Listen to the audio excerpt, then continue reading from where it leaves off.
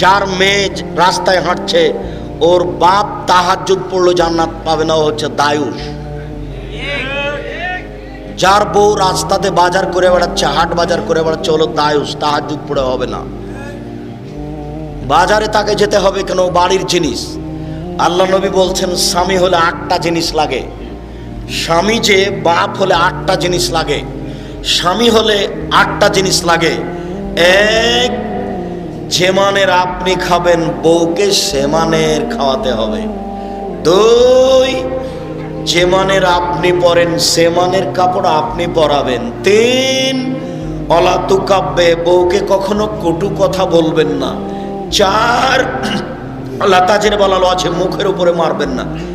5, আল্লাহ তাতরো খাইল্লা feel বাইতে, বাড়ি ছাড়া কোথাও যেতে দিবেন না। চাচির বাড়ি যেতে পাবে না, ফুফুর বাড়ি যেতে পাবে না, খালার বাড়ি যেতে পাবে না, মায়ের বাড়ি যেতে পাবে না। মায়ের বাড়ি যায়ও যদি তো 3 দিনের বেশি থাকতে পাবে না, আপনি সাথে থাকিয়েন। বিশেষ করে বিবাহের বৈঠকে যেতে দিবেন না, বিবাহের বৈঠকে গেলে স্বামীর সংখ্যা বেশি হয়ে যায়।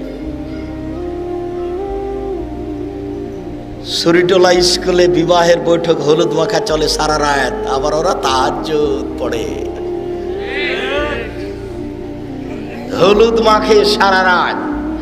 বর হলুদ মাখতে গেছে কনের বাড়িতে, কনে হলুদ মাখতে এসে বরের বাড়িতে। তার মানে মানুষ আর মানুষ হয়ে নাই, মানুষ পশু হয়ে গেছে। এটা হয় কি করে? একটা শিক্ষিত পরিবার এটা হয় কি করে? এটা শিক্ষিত পরিবার নয়, এটা পশু প্রাণীর পরিবার। এটা পশু প্রাণীর পরিবার, এটা পশু প্রাণীর পরিবার। দেখে কোনো মায়ের বেটা এ কথা উল্টে ধরতে পারে? কত বড় সাহস রাখে! আপনার বিদ্যার আমি 5 পয়সা দাম দিনে, আপনার কোটি টাকার আমি 0 পয়সা দাম দিনে, একটা কানা করি দাম দিনে। আপনাকে আমি হিসাবে রাখি না, আপনাকে আমি ধর্তব্যে রাখি না। আপনার পয়সা তো বহু দূরের কথা। আপনাকে যদি আমি অশিক্ষিত প্রমাণ করতে না পারি, আমি জাতির জন্য বক্তব্য দেব না। আপনার পরিবারকে আমি যদি পশু প্রাণীর পরিবার প্রমাণ করতে না পারি, আমি বক্তব্য দেব না। আমি আজ 26 বছর থেকে বলে আসছি এই কথা। সম্মানিত দিনী ভাই বোন, রাসূল সাল্লাল্লাহু আলাইহি সাল্লাম বলেন, ওয়াজারাবু বিল মাযিব, যেদিন বাদ্যযন্ত্র প্রকাশ পাবে সেদিন 3টে বিপদ নেমে আসবে। 1, ভূমিকম্প হবে। 2, আকার আকৃতি পরিবর্তন হবে। 3, সর্বধরনের সমস্যা নেমে আসবে। এ হলো বিপদ। আর পাপ 3টি হলো: 1, মানুষ যখন নেশাদার দ্রব্য পান করবে। 2, মেয়েরা যখন নাচবে, সব মোবাইলে মেয়ে নাচে, সব বাড়িতে টিভি চলে, সব দোকানে বাজনা বাজে। 3, জারাবু বিল মাযিব, যখন বাদ্যযন্ত্র প্রকাশ পাবে, হেডমাস্টারের হেডমাস্টারই চলে না বাদ্যযন্ত্র ছাড়া। হেডমাস্টার প্রিন্সিপাল নিজে বসে আছেন 16 ডিসেম্বরে চেয়ারে, আর মেয়েটা নাচছে, দেখছে বাপে যে মেয়ে কেমন নাচে।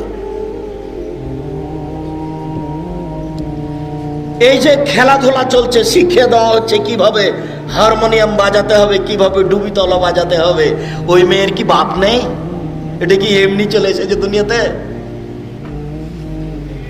স্বামী হলে 8টা জিনিস লাগে, বাপ হলে 8টা জিনিস লাগে। 6 আনফেকালাইয়া লিকমিন তলেক, ছেলে মেয়েকে পড়াবেন, খাওয়াবেন নিজ খরচ করে। ছেলে মেয়েকে শিক্ষা দিবেন নিজ খরচ দিয়ে, উপার্জন করে। বাপের জমিদারি দিয়ে খাওয়ান, নইলে কলা বিক্রি করে খাওয়ান, নইলে মানুষের বাড়িতে কাজ করে ছেলে মেয়েকে পড়ান, নইলে ভিক্ষা করে ছেলে মেয়েকে পড়ান।